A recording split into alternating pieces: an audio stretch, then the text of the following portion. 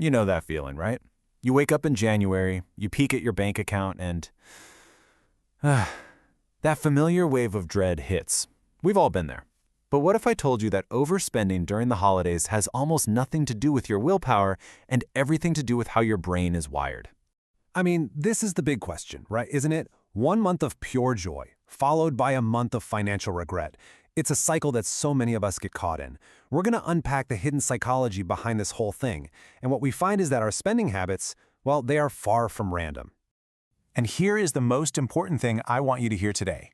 If you consistently overspend, it's not because you failed, it's because you're human.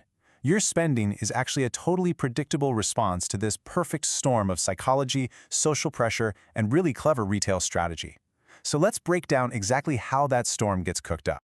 All right, our journey starts right inside our own heads. The holidays are just a super emotional time, and all that emotional energy has a direct, powerful effect on our financial decisions. It literally creates a battle for control right between your ears. Think of this like a tug of war inside your brain. In one corner, you've got your emotional brain, your limbic system, which is just flooded with nostalgia, love, and that warm, fuzzy feeling of generosity. It runs on pure emotion. And in the other corner, you have your logical brain, the prefrontal cortex, that's trying its best to stick to the budget. Guess who's usually wins during the holidays? Yep, the emotional brain. And that's what triggers all those impulsive, feel-good purchases. And this is the belief that just pours fuel on the fire. Money suddenly stops being about a transaction. It becomes a language we use to show affection. Have you ever felt that? That little voice in your head that whispers, a bigger gift means bigger love? We subconsciously start to connect the price tag with how deep our feelings are. And that creates this enormous internal pressure to spend more just to prove we care. Okay, so there's another sneaky cognitive bias working against us called temporal discounting. Now, it sounds fancy, but it's a really simple idea. Our brains are wired to value a reward right now way more than a reward in the future. It's why one cookie today feels so much better than the promise of 2 cookies next week. The immediate joy of giving that perfect gift feels real, it feels tangible, while the pain of that January credit card bill feels like a problem for a different person. Think of it this way. Your present self is on a mission to maximize holiday joy, period. The future self, who has to actually deal with the bill, that person feels like a complete stranger. So we make choices that feel great today, and we just kick the financial can down the road for that stranger to deal with later. Ah, the classic. We've all said it, right? This is a little mental trick we play on ourselves called the special occasion exception. We basically give ourselves a hall pass to completely ignore our own financial rules because, hey, the holidays feel special. But the real danger here is that these special occasions, birthdays, anniversaries, vacations, they pop up all year long, and what feels like a one-time thing slowly turns into a regular pattern of overspending. So that's the battle inside our heads. But it's not just an internal thing. We're also dealing with some pretty powerful forces from the outside world. The social pressure during the holidays is just immense, and it has a direct line right into our wallets. You see, gift giving isn't always just about generosity. It can feel like a high-stakes social performance. A lot of times, we spend money not because we truly want to, but because we're absolutely terrified of what might happen if we don't. We're trying to avoid being judged. We ask ourselves, will they think I'm cheap? Will my family be disappointed? What will my friends think?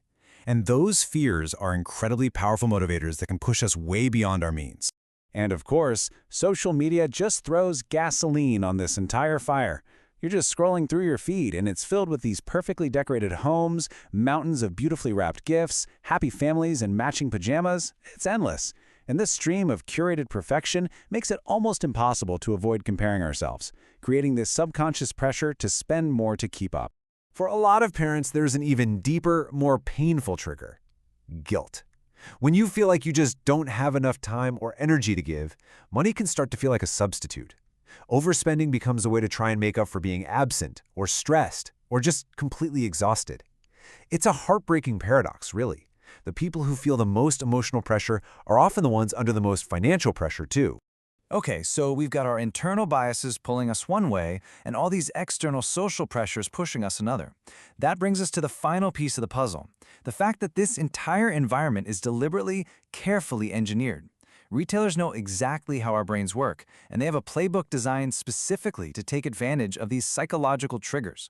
And this playbook is just incredibly effective. First, they create this false sense of urgency with limited time offers and doorbuster deals. Then, they hit you with nostalgia. That classic holiday music, the smell of cinnamon and pine, they make you feel like you're getting a great deal with bundles and special discounts, even if you end up buying things you don't actually need. And the final step? They remove the immediate pain of spending with all those buy now, pay later options. The whole point of the shopping environment is to keep you in what psychologists call System 1 thinking. That's your fast, intuitive, emotional brain. They want you to run on gut feelings. They absolutely do not want you to slip into System 2, your slow, logical, analytical brain, because that's when you might pause, look at that price tag and say, hang on a second. Okay, so we've looked at the battle in your brain, the pressures from society, and the retailer's playbook. So what does this all actually mean for you? The goal here isn't to make you feel bad. It's to give you a totally new way of looking at your own behavior. If you take away only one thing from this, let it be this: holiday overspending is not a character flaw. It is not a sign of weakness. It is the logical, totally predictable result when our very human brains run into this perfect storm of intense social pressure and a super optimized retail world. It's not a personal failure, it's a human response. And that is where you find your power. Just by understanding these forces, by knowing why you're feeling that sudden urge to splurge, you can create a tiny bit of space between the feeling and the action. You can't control the holiday music or the social media posts, but in that moment of awareness, you give yourself the power to pause, to breathe, and to make a conscious choice. In the end, this isn't about having a perfect budget or denying yourself holiday joy. Not at all. It's about self-awareness. Because maybe the real gift we can give ourselves isn't something we buy in a store, but what we finally come to understand about ourselves.